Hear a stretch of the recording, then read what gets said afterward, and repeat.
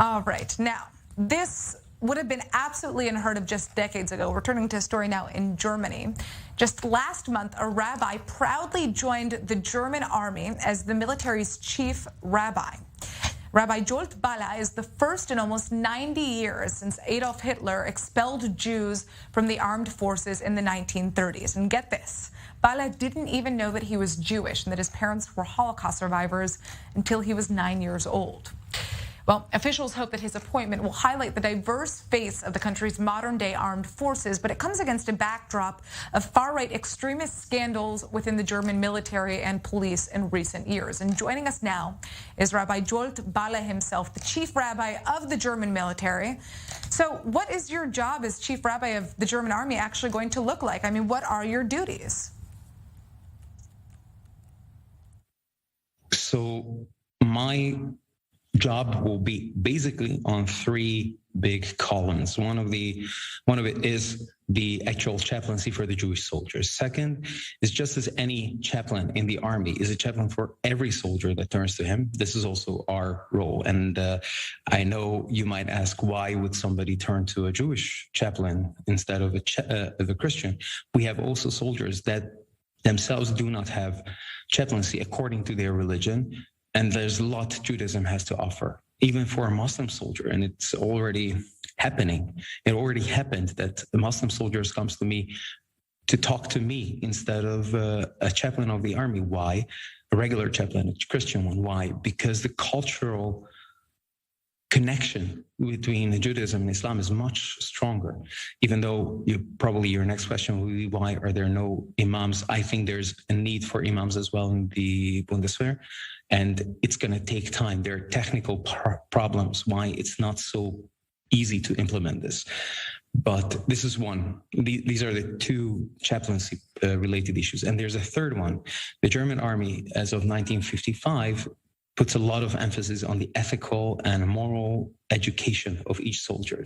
The rabbis, the future military rabbis, and all the future Jewish chaplains who will be in the army, one of their most important tasks, especially in the beginning, in the first few years, will be to teach about Jewish moral values, to teach about Judaism, to bring the non-Jewish soldiers closer to understand our common history and to make sure that history does not repeat itself.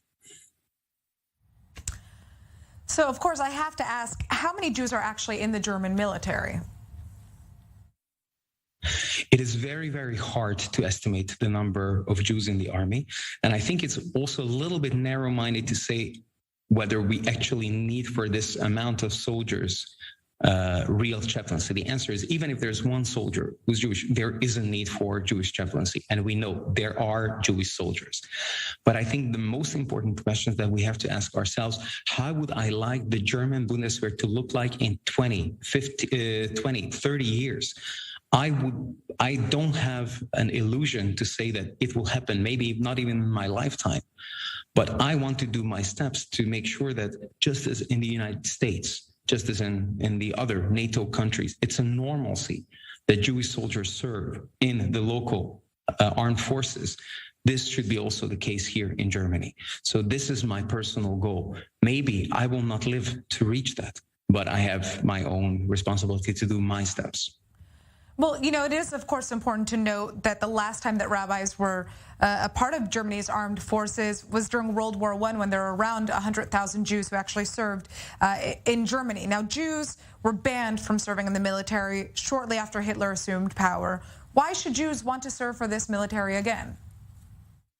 Just as it's a normalcy in the United States, in the United Kingdom, in the Netherlands, in France, for Jews to serve in a country, according to my humble opinion, should be also today a normalcy here in Germany as well.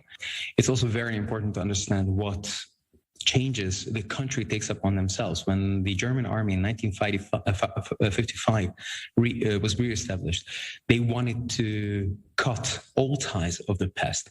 Obviously, it is very, very tough. But if we take a look what steps the German army in the last 70 years undertook, I think it's great steps towards normalcy. It's not a coincidence. German army is part of the NATO. it's standing side by side of all the armies that are fighting all through the world for democracy and for the rights of humans. And I think this needs to be acknowledged. There are a lot of steps in the German society that they're taking. They're trying to cut the ties of the bad experiences of a Shoah, and it needs our engagement in the matter as well. So this is why I think we should be there. So, my final question for you is, how is having a chief rabbi truly going to impact the rising anti-Semitism that we're seeing in Germany? Some see this as just a political move to basically appease certain voters or pretend that everything is okay for Jews in Germany. This is the only country where, if there's an issue coming out in the army, that there are anti-Semites, there are right-wing radicals in the army, extremists. It is not swept under the rug. Rather, it's actually talked about, and there are consequences also in the police. I think it's very, very narrow-minded to think of anti-Semitism as a German problem. It's a problem all through the Western world. And if we are not using these glasses to understand that one movement in a certain country does affect the other ones, it's not isolated, then we are in real trouble. So if we have a problem in Germany, that means also the other countries in the Western world have a problem. But here in Germany, at least, it's talked about. I think Germany did a lot of great steps to face its history and to learn from the history. Obviously, there are a lot of things that could be done much, much better. But at least there are no laws, just like in other countries in Europe, to speak about the Holocaust as only a German issue. And if you go to Lithuania, to Poland, even it's forbidden by law to say that the Lithuanian people and the Polish people were also part of the Shoah. I think this movement is much, much more dangerous than what's happening in Germany. The way we can counter anti-Semitism is first to understand that anti-Semitism and any kind of hatred against minorities will never be eliminated from our society. The only thing that you might be able to do is to isolate that. How can you isolate? To be there in presence, to talk to people, to come into dialogue, to show yourself, to have a rabbi for the army. That means people who until now never heard about Jews only on the media or any paper. Now they will have the possibility, especially in the armed forces, to have a personal connection, to get to know each other. I think when you give a face and a name of what it means to be Jewish and not just the word a Jew, then this is the possibility to minimize anti-Semitism and to do steps towards isolating these tendencies.